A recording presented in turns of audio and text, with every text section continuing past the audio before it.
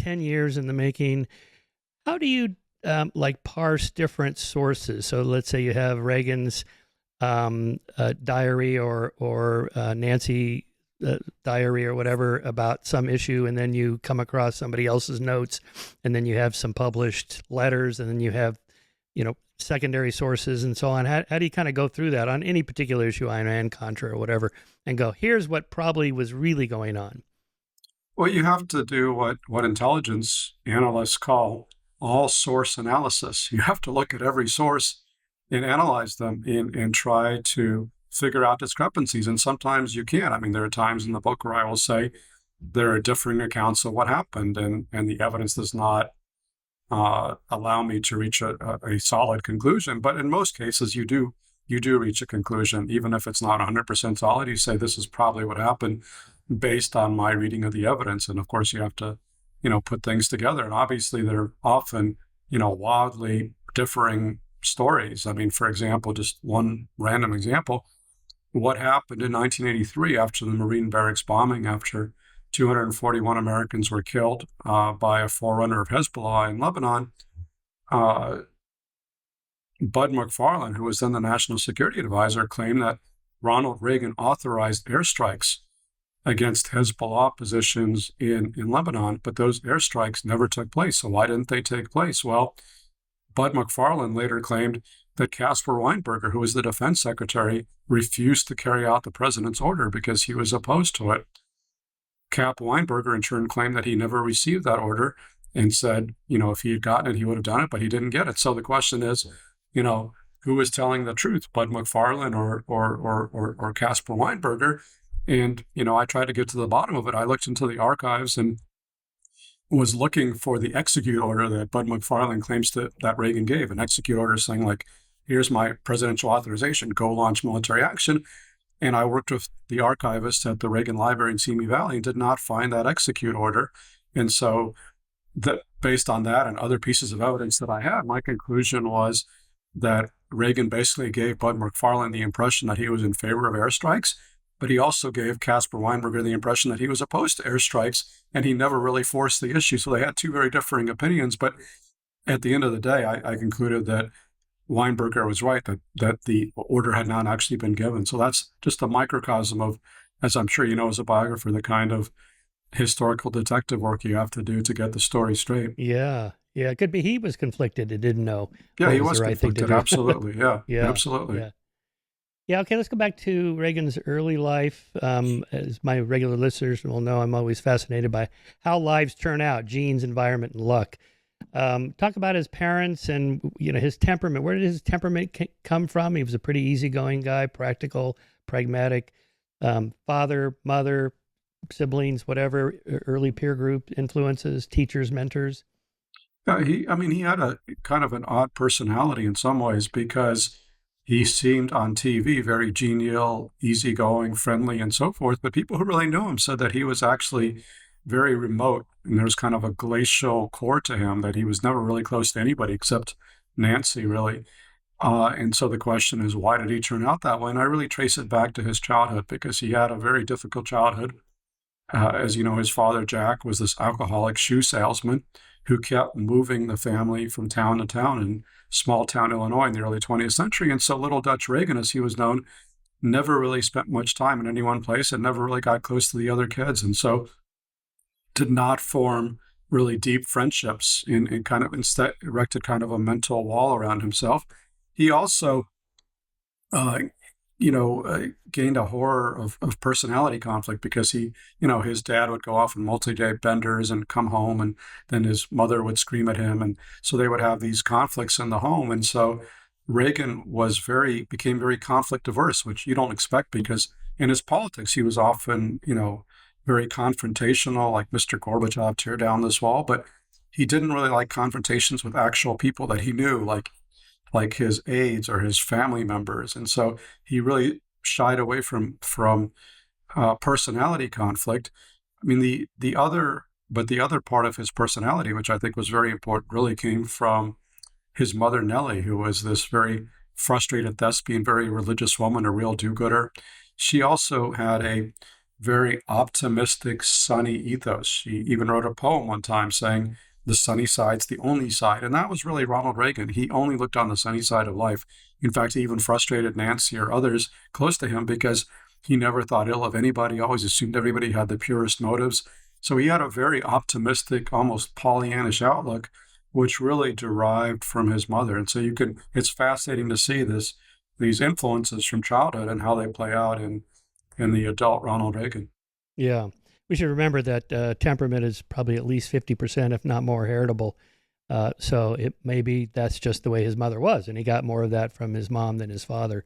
Yeah, absolutely. Yeah, I think that he got the optimism and the sunny outlook from his mother, but his father was supposed to have been a very good raconteur of, he had kind of the Irish American gift for blarney, so he was known as quite a talker, and I think that's where Reagan achieved got a lot of his ability to communicate from. And then luck. So much of life is, well, contingent. You go left instead of right. You take this teacher instead of that one. You meet this person instead of that person. You go to the party or you don't go to the party, and then something happens. So you tell the story in there where you applied for a job at a department store. I forget, Montgomery Ward or one of those. Yeah, it was Montgomery Ward. Montgomery Ward, yeah. And he didn't get the job. And then what happens? Yeah, this is one of those great might have beens of history, because in 1932, Reagan was graduating from Eureka College in the midst of the Great Depression, and obviously work was very hard to find. And in his hometown of Dixon, Illinois, there was a new Montgomery Ward that was opening up, and they were looking for a manager for their sporting goods department. And, Dutch Reagan seemed pretty well qualified because he had been a high school athlete, football player, and swimmer in high school and college. So seemed like kind of a natural job for him to get, and he applied for it. And if he had gotten it, he might have spent his whole life in small town Illinois, just had a very anonymous existence like so many other people. But turns out he didn't get the job. And by the time he was running for president in the 1970s, he came through Dixon, and one of the people who turned out for his rally was the guy who actually got the job, who was another high school athlete who never left town, right? But Reagan, because he didn't get this job, had to do something else. And, he was kind of a frustrated thespian. He had been an actor in high school and college, but he didn't know, how does a small town poor boy from rural Illinois become an actor in the midst of the Great Depression? It seems like too amazing to contemplate. But he had a sort of an epiphany, which was that there were no movie studios in the Midwest, but there were lots of radio stations. And so he thought, okay, maybe, and of course, this was before the days of TV, so there was just radio. And so he was thinking, maybe I can get into showbiz via radio, and found a job in Davenport, Iowa as a sportscaster, and then moved on to Des Moines, and where he became known as the voice of the Chicago Cubs throughout the Midwest and achieved some regional renown. But then one year, the Chicago Cubs were going to Catalina Island off the coast of California for spring training, and he accompanied them. And so while he was in Southern California, he decided to sneak away and get a screen test at Warner Brothers. And lo and behold, Warner Brothers decided to hire him. So all of a sudden, he was on his way to fame and fortune in Hollywood. Yeah, it's amazing. Yeah, just one little tweak of the pathway there. The garden of forking paths. All of life is like that. Yes, and with the absolutely. hindsight bias, you look back on your life and go, all right, now why did this happen? Oh, because I applied for this job or whatever.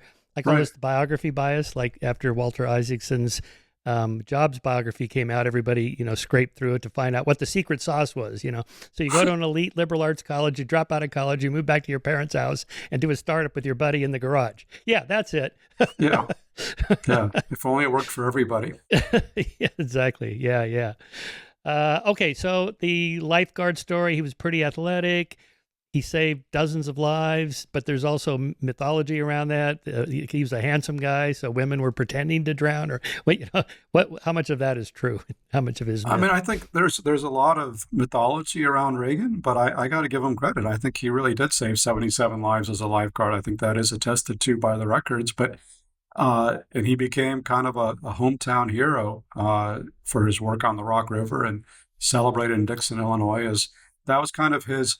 As a teenager, that was really his first taste of glory and fame. And it was obviously in a very limited context in this small town in Illinois, but he really enjoyed that. And I think one of the more self-revealing interviews he ever gave, and generally he was not very revealing in interviews, but one of the more self-revealing was to a movie fan magazine that I found in the late 30s, where he said that one of the reasons he liked being a lifeguard was he liked sitting on that big lifeguard stand and having everybody look up to him. He sort of liked the attention that it generated. So there was, I mean, in general, Reagan always came across as very modest and self-effacing, but he certainly had an ego buried somewhere in there, and I think it kind of peaked out on that occasion. I think a lot of guys like that idea. That's why everybody secretly wants to be a rock star. You're up on the stage, the crowd is adoring. Absolutely. But you got to have more than that. Be a rock star or a movie star. And he actually became a movie star. Yeah, yeah. Although, why is that always called a B level or B actor? Why that label? Well, when Reagan got his start in the late 30s, there were the movie studios are making a lot more pictures than they make today, in part because they own the movie theaters in which they were exhibited. And so typically what would happen is you would have, people would go out for a night's entertainment and they would see like a cartoon, a newsreel, a B movie, often kind of a low budget, shorter movie, and then an A picture, like the big budget Hollywood spectaculars.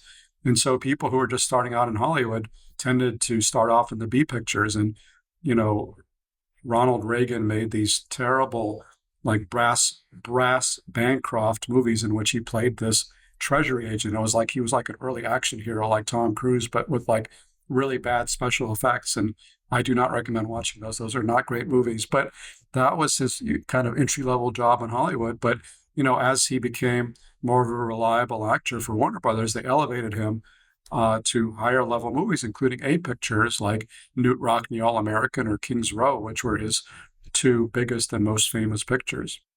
Yeah. So that gave him entry into the Screen Actors Guild.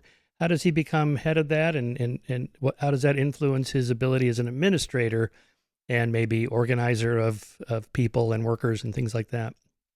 Well, his time in the Screen Actors Guild really occurred after World War II, because before World War II, he was too busy with his own movie career. But then he spent World War II. He actually never really left Hollywood because he was making propaganda movies for an Air Force film unit, but it still derailed his commercial movie career. So by the time he got out in 1945, there was not a lot of demand for his services in Hollywood. So he wasn't making a lot of pictures. There were newer stars who were overtaking him, Gregory Peck and John Wayne and many others. And so, his wife, Jane Wyman, her movie career was taking off at that time, but Reagan's was languishing. And so he had a lot of free time on his hands. And so he basically became a Hollywood politician, got very active in the Screen Actors Guild, became very involved in battles over communism in Hollywood. He thought there was a communist takeover of Hollywood that was being attempted. I found this to be largely a myth, but it was a myth that he believed. And he was a tremendous speaker even then, had a way of charming people and winning their confidence. And so, he became vice president of the Screen Actors Guild. And then when the president had to step down, I think it was his friend Robert Taylor, the board turned to him and said, "Hey, Ronnie, we'd like to make you president." And he became, a very popular president, was reelected multiple times. And he later credited his ability to negotiate with Mikhail Gorbachev to his ability to negotiate with studio chieftains when he was negotiating contracts for the actors in the late 40s, early 50s. Yeah, good early practice for sure. So this was the McCarthy era and the accusations that the communists were trying to infiltrate our culture through film, for example, and there all those hearings. And what was his role in the hearings? And did he actually believe this was a good idea?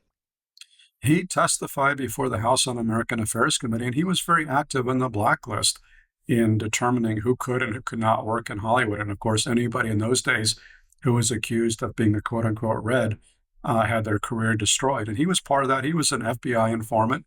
Publicly, he took a fairly moderate stance, saying that he didn't want to see any infringements on civil liberties. But privately, with the FBI and others, he was much more hardline and helped them to, run various people out of the industry. In fact, he met his wife, his second wife, Nancy, that way, because Nancy Davis, as she was then known,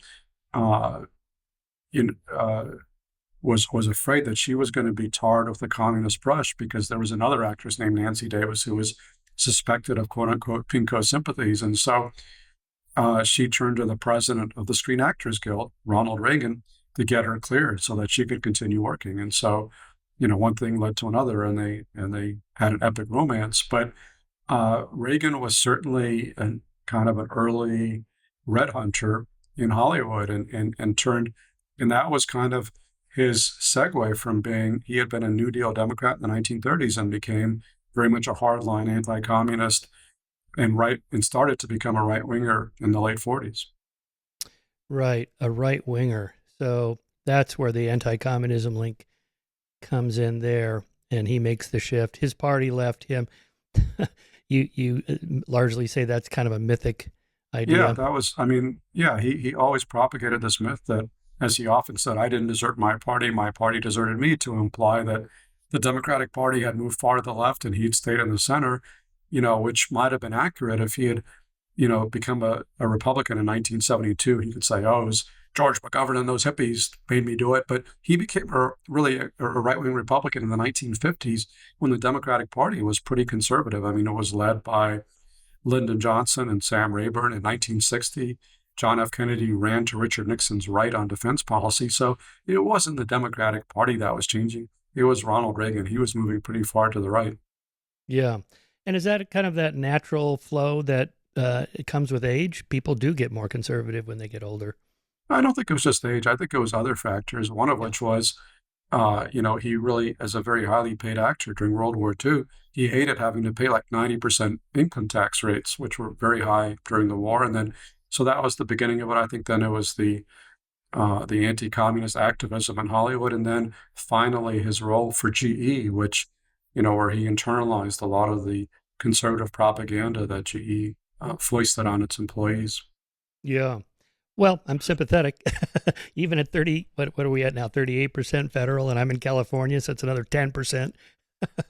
That's a chunk. I mean, yeah, it adds up.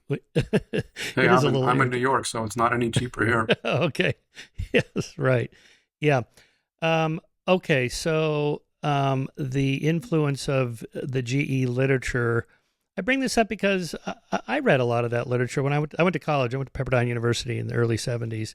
And everybody was reading, of course, Ayn Rand, Atlas Shrugged, and The Fountainhead, and Henry Hazlitt, and Ludwig von Mises, and Hayek, the whole Austrian economics.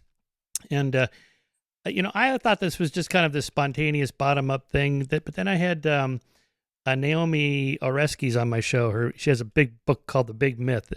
She describes this as something of an orchestrated effort on the part of conservatives to say, we need to get back to economic policies that are sound, and that this kind of distribution of literature was not totally random. And that, so I'm wondering, to what extent did GE actually kind of make that happen? Like, we're going to get this literature. Absolutely. GE was a central cog in what would later be called the vast right-wing conspiracy, because, GE saw spreading right-wing literature as being an inoculation against strikes, because they didn't want any labor action to interfere with their operations. And so they spread a lot of the stuff, and it really varied. I mean, some of it was, fairly innocuous, like the Henry Hazlitt or Friedrich Hayek, basic free market economics. But then a lot of it was much more conspiratorial, John Birch Society stuff, like a pamphlet called None Dare Call It Treason, literature basically accusing Democrats of marching America down the road towards communism. And this was a viewpoint that Ronald Reagan himself espoused in the 1960s. I mean, if you actually read or listen to his famous 1964 Time for Choosing speech on behalf of Barry Goldwater, the national address that really introduced him to the nation, there was some very right-wing stuff in there. I mean, he actually said, the party of Jefferson, Jackson, and Cleveland is now taking America down the road under the banners of Marx, Lenin, and Stalin. So that's pretty crazy stuff to say about the Democrats, but that was kind of the worldview that he imbibed from a lot of this right-wing literature. Yeah, the Birchers. So he swallowed some of that stuff. I mean, they thought Eisenhower was a communist, or a gateway to communism. Right. They thought that Ike was a communist, and his KGB controller was his brother Milton. Oh my God. That is, but I found evidence in the Reagan archives that as late as the early 1970s, Reagan was reading John Birch Society literature and giving it serious credence. Wow. Amazing. Why is that? He's just not a critical thinker or just fit his worldview well? And so confirmation bias that we're all subject to? Absolutely. He was not a great critical thinker. I mean, he was a voracious reader, but he was not a very critical reader. So when he read stuff, he had a tendency to believe it, even if it wasn't strictly speaking true. And so his head became stuffed with all these faux facts and Hmm. made up quotations, some of them made up by the John Birch Society describing this communist plot to take over America. So yeah, and he had a great memory. So he would tend to remember things that he read, but he was not that critical of a reader. And as you say, there was very strong confirmation bias. And in general, Reagan, I what I found was he was not that interested. He had kind of a cavalier attitude about fact checking. He was less interested in the factual truth of what he was saying. He was more interested in the emotional truth. So he thought, even if it wasn't strictly speaking factually true, it was like emotionally true, and that was good enough for him. Yeah. Let's talk about Reagan's social attitudes, particularly about race and sex and homosexuality, that sort of thing. I tend to cut old guys like him some slack because I don't like the idea of presentism. You know, there's all these videos of like Sean Connery talking about women and John Wayne talking about Indians. Like, yeah, but you know, those guys were born in the 30s or 20s, and Right. that's how everybody thought. So it's not really fair to impose our values. How do you think about Reagan as a product of his own time, and was he along those lines? I think that is the right way to look at it. And he was, of course, born in 1911 in a very different America. And he was relatively liberal, I would say, by the standards of his time and place when it comes to racial issues or homosexuality or other issues. But he certainly had prejudices and biases. And he was caught on a White House tape talking with Richard Nixon, using shocking language to describe African diplomats. In general, what I found talking to his kids and others who knew him well is that he certainly raised them not to be bigoted. He was, by the way, he was very he was anti-Semitism. He was horrified by the Holocaust and quit a country club in LA that wouldn't admit Jews. So he was pretty good on dealing with Jewish Americans. He was pretty good with immigrants in general. He was very pro-immigrant. I think he did have some issues with African Americans, even though he personally claimed that I don't have a prejudiced bone in my body. And he always cited his father, who was, this Irish American and therefore subject to bias and discrimination, and how Jack Reagan would not let the family see Birth of a Nation, the great D.W. Griffith's tribute to the Ku Klux Klan in the post-Civil War era. And I think that he would cite examples of his lack of prejudice, which all that was true. But I think the reality is, we don't really know what was in his heart. And he may be right that there was no prejudice in his heart, as he claimed, but we do know what his actions were. And there's no question that in his actions, politically, he certainly catered to a white backlash against civil rights. I mean, he opposed civil rights legislation like the 1964 Civil Rights Act, the 1965 Voting Rights Act. And he talked in seemingly neutral but kind of coded phrases about law and order, welfare queens, states' rights, busing. So, I mean, there was a reason why he moved so many white Democrats, especially white Southern Democrats, into his own column. And a lot of that had to do with these appeals on racial issues, even though he was much more subtle about it than like George Wallace or many others. Mm. Right. What was that called? Maybe this was a Nixon era thing, but the Southern The shift Southern strategy. Southern Yeah. strategy. What The is that? thing is that people talk about this as something that Nixon did in 68, and it was. But Reagan, people don't realize, and as I point out in the book, Reagan actually pioneered that in 1966, running for governor of California and winning by 1 million votes, because he was campaigning against the Rumford Fair Housing Act, which forbade discrimination in housing. He was making a big issue of the Watts riots the previous year, which terrified, white homeowners. So he was talking about law and order, and our streets can't become jungle paths after dark. So he was striking a lot of these same notes that Nixon would. And part of the reason Nixon did it in 68 was because he saw how successful it was for Reagan in 66, and he beat Pat Brown, the incumbent governor, by 1 million votes. Wow. Right. Why is it called the Southern strategy? Well, because the idea was that this was how the Republican Party was going to move the South from the Democratic Party into Oh, the I see. GOP column was Oh, going to right, win over. right. Basically, what happened was the two parties really reversed positions on civil rights in 1964 because, of course, up until 1964, the Democrats had the liberal northern wing, but they also had the very right-wing southern wing, which was pro-segregation. And Lyndon Johnson decisively broke with the segregationist Democrats by embracing civil rights. And so then these Democrats like Jesse Helms and Strom Thurmond and others were looking for a new political home. And that's what Richard Nixon and Ronald Reagan basically gave them, was a home in the Republican Party. Interesting. Um, Homosexuality, gays. He and Nancy knew some in Hollywood, Yeah, including quite Rock a few. I Hudson. mean, Right. she and Nancy was around gay people her whole life. I mean, her godmother was a lesbian. Her She was, very close to her interior decorator, who was a gay man. So she had many friendships with gay people, and of course, Ronald Reagan knew them as well. And again, I would say by the standards of his day, for a straight white guy, he was, not so bad.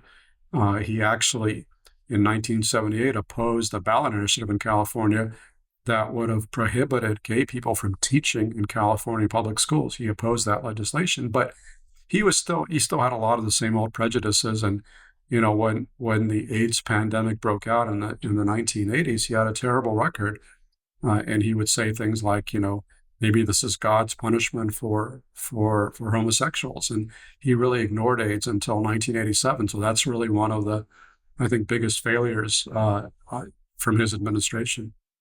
Yeah. Yeah, maybe. Or was it that, as he said, I have other priorities? Well, he certainly had other priorities, but I mean, when you have a pandemic that's killing tens Yeah. of thousands of Yeah. Americans, you need to make that a priority as well. Yeah. Yeah. That's a good point. All right. How about his religiosity, and to what extent did that influence his politics? And then maybe talk about the rise of the moral majority in the 80s and all that. He was pretty religious, but he certainly did not wear his religion on his sleeve. I mean, he was raised as in the Disciples of Christ Church, which his mother belonged to, and then later joined Bel Air Presbyterian, which was a much more socially prestigious denomination and socially prestigious church. And he certainly had a very strong belief in God, and but he didn't make a big issue out of it on the campaign trail generally, but and he didn't make a big priority of social issues either as governor or as president. In fact, one of the vignettes I have in my book is one of his aides was asking him, well, Mr. President, if you're so opposed to abortion, how come you're not doing more about it? And Reagan said, well, you have to pick your spots, and politics is the art of the possible, and it's just not my priority. I'm focused on other things. And so he never really made social issues his priority. But in the 1980s, he certainly made common cause with Moral Majority, Jerry Falwell, Pat Robertson, all those types of folks. And, that was sort of part of the Southern strategy as well. That was moving a lot of these white Southern evangelicals away from the Democratic Party into the Republican column. And part of that was his outlook on social issues, but a lot of it was, frankly, his outlook on civil rights and racial issues, because one of the things he did as president was try to restore the tax deduction status for Oral Roberts University, Bob Jones University, which had the IRS under Jimmy Carter had revoked Bob Jones's tax exempt status because it engaged in active racial discrimination, and Reagan tried to give them back their tax deductible status and ultimately dropped that. But that was how he was sort of catering to a lot of the white evangelicals, and of course, in the process, losing African American votes and losing African American evangelicals. Yeah. Is there any kind of quid pro quo with someone like Falwell that says, if you support this and that, our cause, I can deliver this many votes for you? I mean, I don't think there was an explicit quid pro quo, but he certainly spoke to evangelical conventions, spoke to Moral Majority and other groups, and made it very clear that he was on their side, and won them over very wholeheartedly. Yeah. Well, that makes sense. I mean, you never know what politicians say. I mean, both Hillary and Obama were publicly against same-sex marriage as late as 2011, and it's just hard to believe. Now, maybe they just said whatever they had to say to get elected or whatever. So you never know about those things. Okay, let's talk about his economic policies. I was just at this conference in Seoul. Arthur Laffer was one of the speakers, so Okay. he Yeah. gave his pitch, and he Yeah. loved Reagan, and it all works. And the whole trickle down thing, it's just a solid theory, and we need to get back to that. He's a very enthusiastic speaker, I have to say. Right. Yeah. I interviewed him for this book. Yeah. Interesting person to talk to. Yeah. So, but I mean, Reagan believed this, right? Because of his time absorbing the literature from the GE Yeah. I um, mean, machine. he had a lot of economic beliefs that didn't really add up because if you look at what he was promising in 1980, he was promising a huge cut in income taxes, a huge increase in defense spending, and also to balance the budget and get rid of the budget deficit. So you can't do all three things at once, basically. It just doesn't add up, which is why his future vice president, George H.W. Bush, called it voodoo economics because it literally made no economic sense. But people didn't really care because, he did cut taxes and he did increase defense spending. And that led to, much higher budget deficits, as you would expect. But it turned out people didn't really care that much about the budget deficits. And so his economics didn't necessarily add up, but the politics made a lot of sense for him. So it worked out politically, even though it was certainly a mixed bag economically.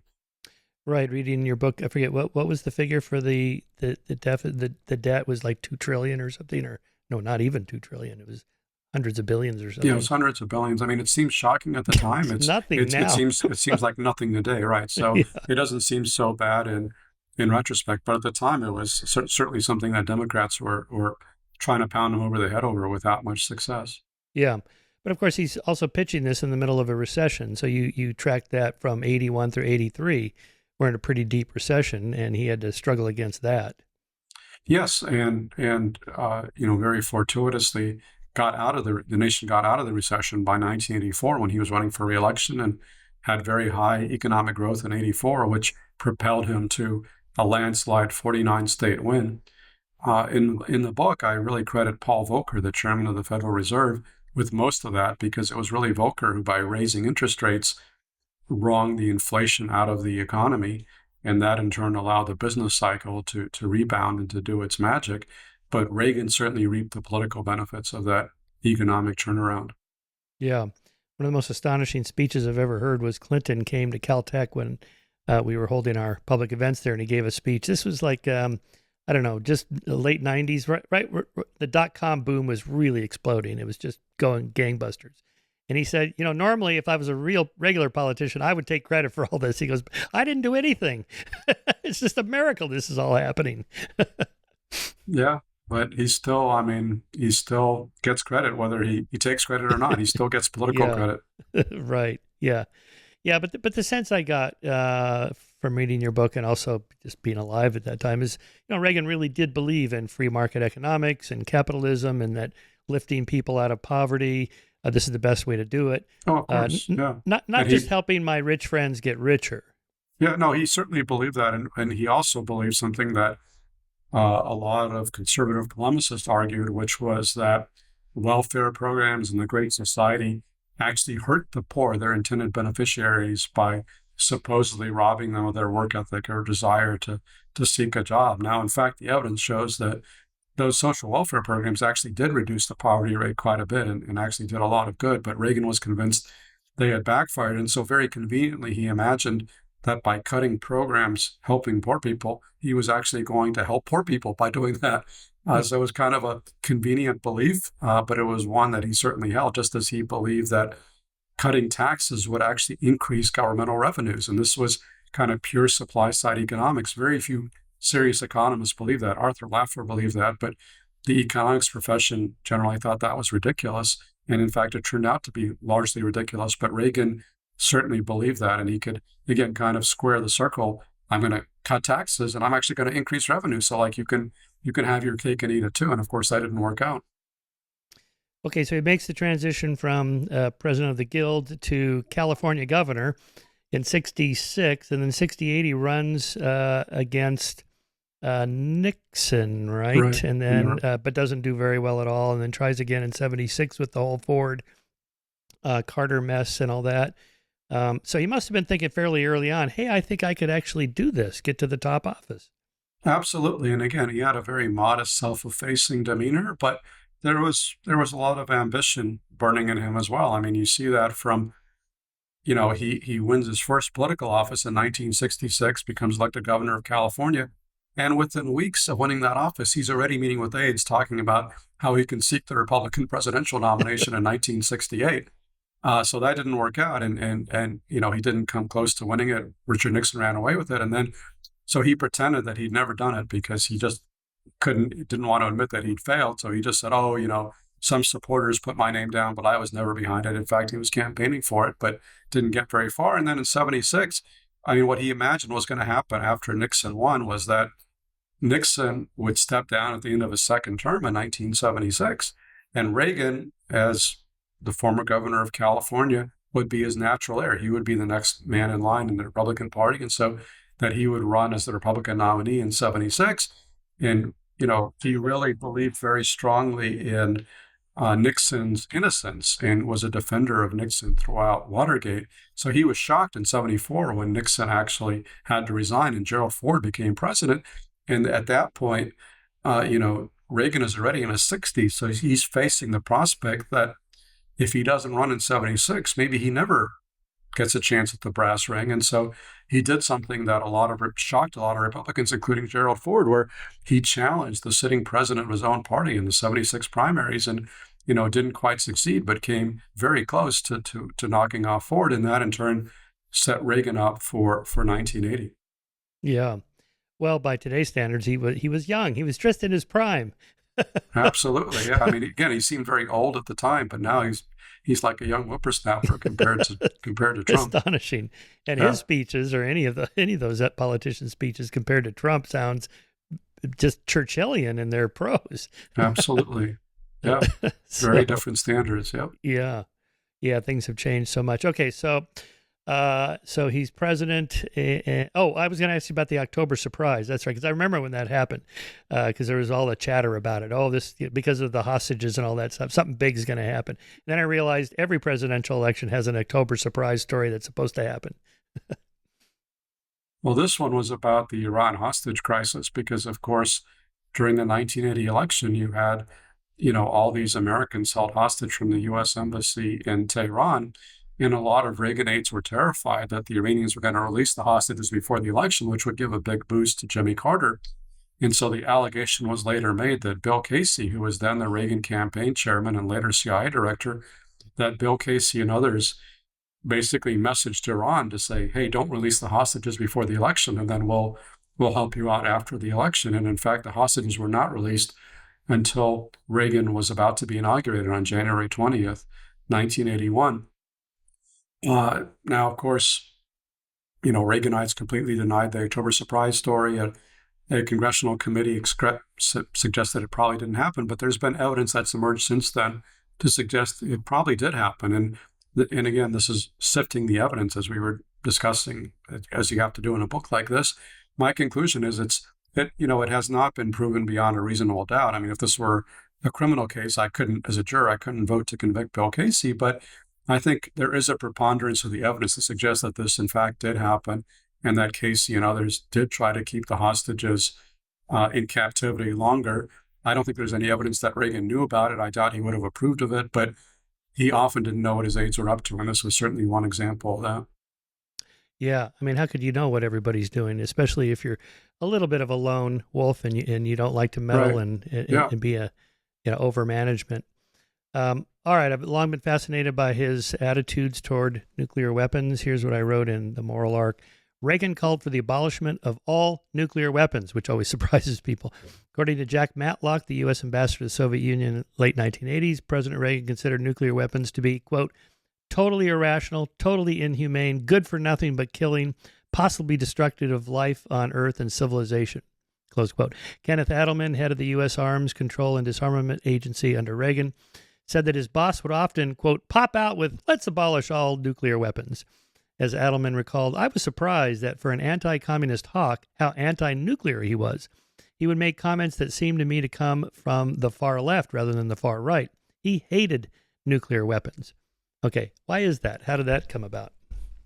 Well, that's a great question. And just as I'm even talking to you, by the way, I got a good bit of news that this book is going to be hitting the New York Times bestseller list. So Oh, nice. that's good to hear. But Congratulations. anyway, Very good. to your question about nuclear weapons, I mean, part of it really traces back to his boyhood when he was, a young boy and during World War One, and he was horrified by the carnage and slaughter of World War One. So he had a real aversion to war, and of course, he also lived through World War Two and couldn't imagine like the horrors of a nuclear war, and so he was very much averse to that, and his aversion became stronger over time, especially when he became president, and he took part in secret war games where he saw what would happen if World War III broke out. He saw like the United States being basically destroyed in the war games. That's a very sobering experience, and so he became kind of a nuclear abolitionist, which, interestingly enough, very few people knew at the time because he was opposed to the nuclear freeze. But people didn't understand why he was actually opposed to the nuclear freeze. They imagined, oh, he's some mad warmonger and, he wants to start World War III. In fact, the reason he was opposed to the nuclear freeze, well, one, it was because the nuclear freeze movement was one-sided. It was only the U.S., not the Soviet Union, that was going to freeze. But the other aspect of it was he didn't want to freeze nuclear weapons. He wanted to get rid of them because he thought that the arsenals were way too large as it was. So, he actually kind of developed into this closet peacenik, which people just did not realize at the time. Yeah. And then there was a story about he and Nancy got a pre-screening of the television show the day after, which I rewatched recently, and it's still pretty good in terms of the how they depict these nuclear weapons going off and the destructive power of it. Some of it's footage of actual Department of Defense footage of these faux towns they built out in the desert and then demolished them with these nuclear weapons. Absolutely, that was a very sobering TV show, and Reagan watched it, and it certainly had a sobering effect on him. And that came in 1983 when there were actually a bunch of war scares, which people didn't realize at the time. But for example, in the fall of '83, NATO had a war game called Able Archer in Europe, which some Soviet officials thought was a cover for an American first strike on the Soviet Union. And so the Soviets mobilized some of their nuclear weapon systems. And, this was not something that was reported at the time, but, Reagan as president would get the intelligence and he would know that this was going on. And so that really reinforced his concerns because he understood that, we were quite possibly on the brink of World War III here. And what a nightmare, the ultimate nightmare scenario that would be. And so it was no coincidence in early 1984, he gave a conciliatory speech talking about how much an ordinary Soviet citizens like Ivan and Anya had in common with ordinary Americans. And that became known as the Ivan and Anya speech. And that was kind of his attempt to tamp down some of his hardline rhetoric and to reach more of an accommodation with the Soviet Union. Yeah. Here's what else I wrote about this. Not everyone was on board with Reagan's vision of a nuclear-free world. Reagan's Secretary of State, George Shultz, recalled an incident in which he got handbagged by the British Prime Minister Margaret Thatcher when she found out that his boss suggested to the Soviet Premier Mikhail Gorbachev that they abolish nuclear weapons. Here's Shultz. When we came back from the 1986 U.S. Soviet summit in Reykjavik with an agreement that it was desirable to get rid of all nuclear weapons, she came over to Washington and I was summoned to the British Embassy. It was then that I discovered the meaning of the British expression to be handbagged. Bam. She said, George, how could you sit there and allow the president to agree to abolish nuclear weapons? To which I said, Margaret, he's the president. She replied, but you're supposed to be the one with the feet on the ground. My answer was, but Margaret, I agreed with him. Yeah. I mean, George Shultz subsequently became a nuclear abolitionist himself. But Yeah. in '86 at the Reykjavik summit, Gorbachev and Reagan certainly came close to an agreement to abolish nuclear weapons, and that horrified the national security establishment in the Soviet Union and the United States and Europe. Basically, Gorbachev and Reagan wanted to abolish nuclear weapons, but nobody else did, and ultimately the agreement was not reached. Yeah. Why is that? Is that because there's just too much, it's the military-industrial complex, just too much money to be made? I mean, there's some of that, but I think it comes down fundamentally to the view that many people had then and have now that nuclear weapons are important for deterrence and they have kept the peace. And Europeans were certainly afraid that without the American nuclear umbrella, you could see an attack by the Soviets. And so, that was kind of the status quo after World War II. And people were very reluctant to move away from that, except Reagan had this vision of doing just that and radically upending global affairs. Yeah. Mutual assured destruction. So far, so good, but this is not a long-term strategy I want to rely on for the next 500 years. Too many bad things can happen. By the way, yeah, you mentioned Stanislav Petrov in the book, I think, of the man who saved the world, right? Yes. Yeah. I have a discussion of this in a chapter I wrote on signal detection theory as the problem of false positives, right? You see the blips on the screen. Is it right. Is it signal in the noise, or is it geese or whatever? Right. I think it was clouds or something. Yeah, that was another incident in the fall of '83 where this Soviet early warning radars in computers showed this massive American nuclear missile launch against the Soviet Union. And so if that was actually going on, the Soviets would have had to launch their own missiles within like 20 minutes. And it was really that Colonel Petrov, who was the watch officer on duty that night, who said, let me take a moment and try to examine this and see if this is actually happening. And, thank God that he did it, because if he didn't, we wouldn't be here today. He really took, this was an incredibly dangerous moment. Yeah, his reasoning was that there was only 5 blips on the screen. If the United States was going to launch a first strike to take out all their missiles, that it wouldn't be 5, which is rational. Yeah, no, I mean, it wasn't a lucky guess. Yeah, thank God he had some skepticism. He was a skeptic because if he hadn't been, the world would have ended right there. Now, his talk about the evil empire, is some of that rhetoric, or did he really carry over from his anti-communism days? Oh, he certainly believed it. I mean, he was a hardcore anti-communist from the 1940s on, so he certainly believed they were an evil empire. And, you can argue empirically that's probably true. I mean, they were evil. They did horrible things to their own people. They were an empire. So that was objectively true. But it was also, it's one thing for, a Hollywood actor to say that. It's another thing for the president of the United States. And rhetoric like that certainly ratcheted up tensions in the early 1980s and increased the risk of war. So it was a dangerous gambit to speak like that in a way that previous American presidents had not done. And then how do you draw a through line from his Mr. Gorbachev tearing down this wall and all he did to 2 years later, the wall comes down and the end of the Soviet Empire?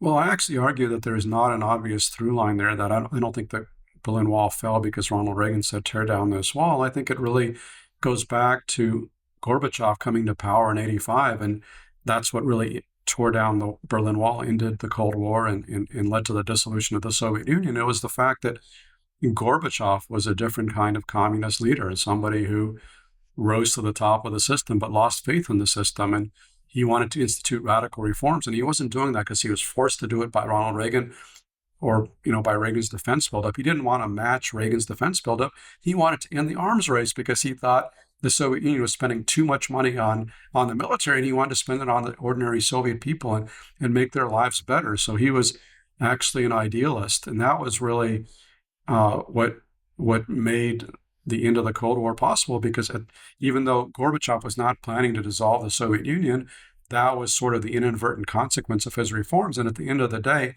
he made a resolution to himself that he was not going to use force to keep the Soviet Union together. And so there was no Tiananmen Square massacre in Moscow, as there was in China.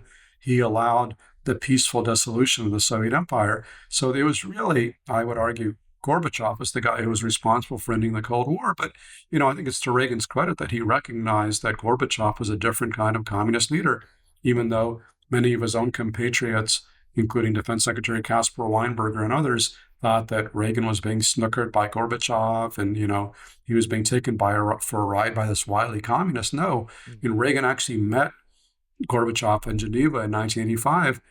And as, Jack Matlock, his future ambassador in Moscow, wrote, after meeting Gorbachev, Reagan did not need an intelligence assessment to tell him that he could work with Gorbachev. He felt it instinctively. And that's really the change that enabled the end of the Cold War. And I think you have to give, and I certainly in the book give Reagan a lot of credit for being able to put aside a lifetime of anti-communist ideology to work with the world's leading communists. That is something very unexpected, but that's really, a triumph of empiricism over ideology. Yeah. Yeah, that's such a great moment there. And there's that footage of the funeral, the state funeral for Reagan, where Gorbachev is there and he kneels and touches the casket and all that stuff in great respect. Yes. Really nice No, I mean, moment. they developed a real friendship, which, again, nobody could have expected. I mean, they had very friendly visits when Gorbachev came to Washington in 87, when the Reagans went to Moscow in 88. Again, just 8 years earlier, nobody could have imagined that the guy who was denouncing the evil empire would be, having friendly relationships with the Soviet leader and his foreign minister and others. But that's exactly what happened. Yeah. Well, this is long after Reagan and even in H.W. Bush, but when Yeltsin was in power and then things were starting to fall apart for him, is it your sense that we should have intervened with more of a Marshall Plan or something like that to save the Russian economy so that a strong man like Putin can come in? Because that's what we got.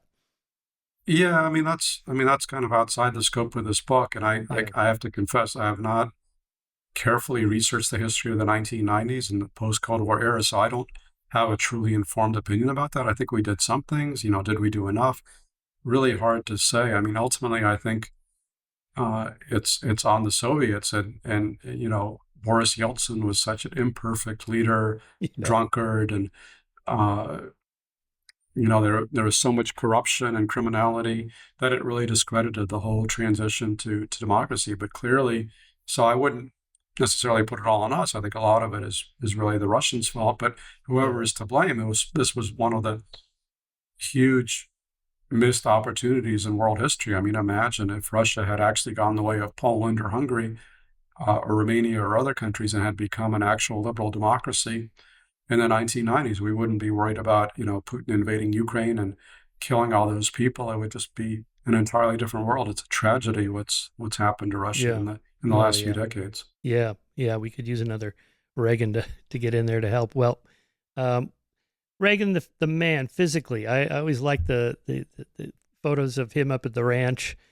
By the way, that's just 20 miles from here. I'm in Santa Barbara. In fact, I live on the same road he's on. Oh, I live okay. on West Camino Ciolo. He's at the Yeah, top of Camino Cielo and Refugio Canyon. yeah, We go by, we ride our bikes out there, and you can't go in there, but but it is rugged country, and he was yeah, out there horse riding, and yeah. He's It's out there with beautiful the weed country, but I whackers mean, and I the know, like, choppers. going down the road up there, it's like a bone-jarring ride up to Oh, the it's ranch. terrible.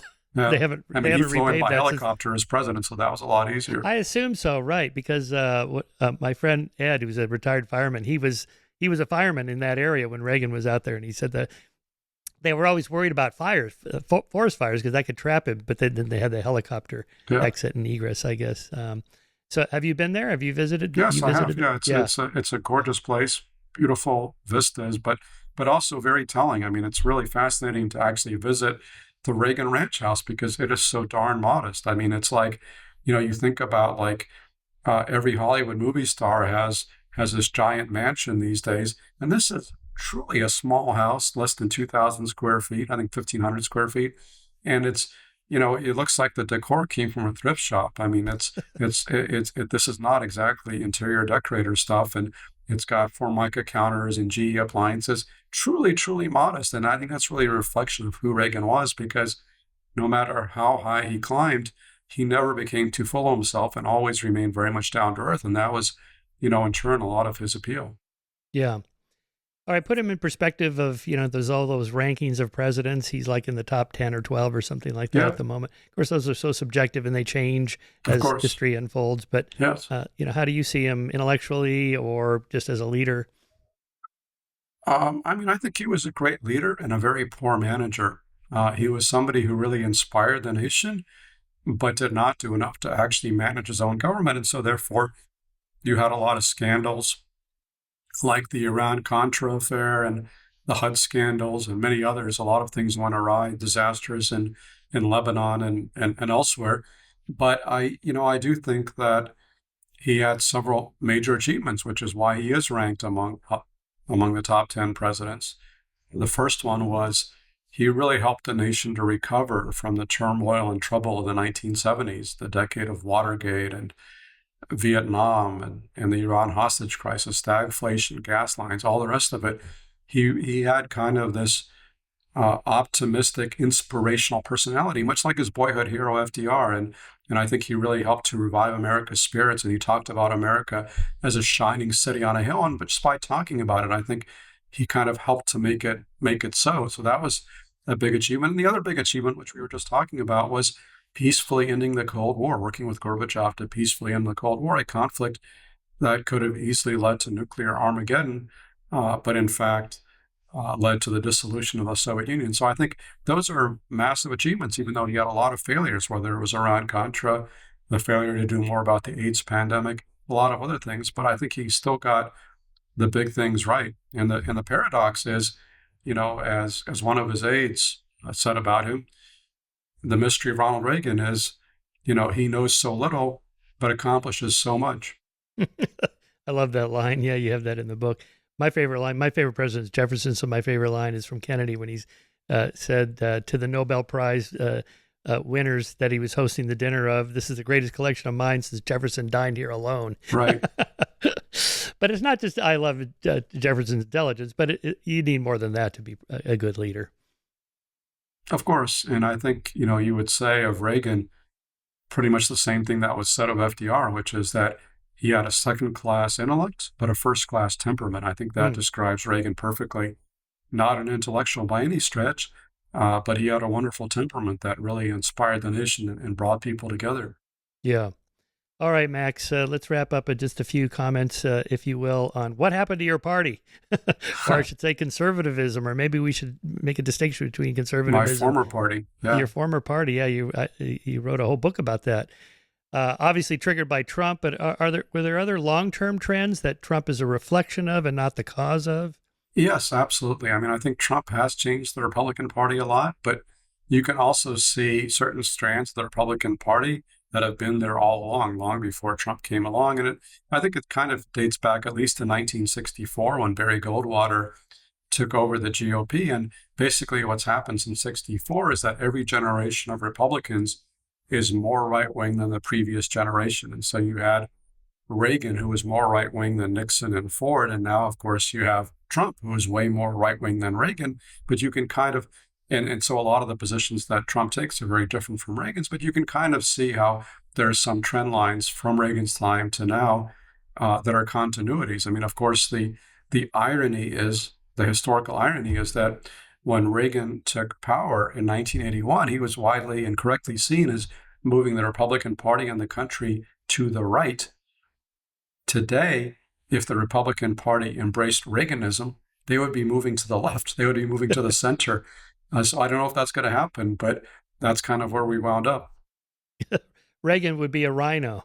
He would be, absolutely. I mean, he was pro-immigration, pro-NATO, took a lot of stances that today's Republicans would find inexplicable. I mean, when I think of Reagan like politicians today, I think of McCain, maybe Liz Cheney, and they just get denounced by Trump. It's astonishing. I mean, that was just like a shocker when he denounced McCain as a loser for getting captured. Yeah. That would have been, in Reagan's day, that would have been the end of your career. Absolutely. And it's a reminder that Reagan never engaged in any kind of invective. I mean, he would refer to Democrats as our friends, not as vermin or scum or traitors or whatever. So there was a reason why, Reagan won 49 states in 1984, because he managed to bridge the partisan divide. I mean, you can't imagine any president winning 49 states today, and certainly not Trump. Mm-mm.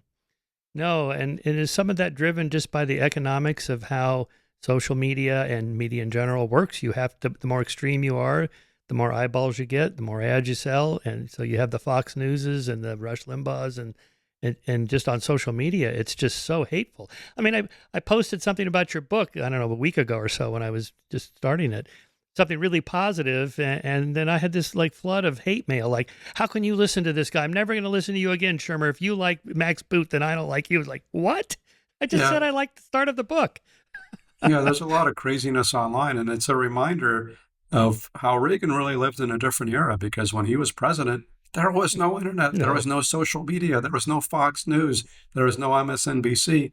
it was a very different world, and in some ways a better world, because I think there were common sources of information and news that were agreed upon. And as Daniel Patrick Moynihan used to say, everybody's entitled to your own opinion, but you're not entitled to your own facts. Yeah. And that was certainly the case under Reagan. But right now, because everybody's getting their news from, narrowcasting, whether it's on, cable channels or social media or whatever, everybody has their own facts, their own version of the facts. And so that makes for a very polarized and partisan atmosphere, much more so than in Reagan's day, when you had much greater possibility of bipartisan compromise.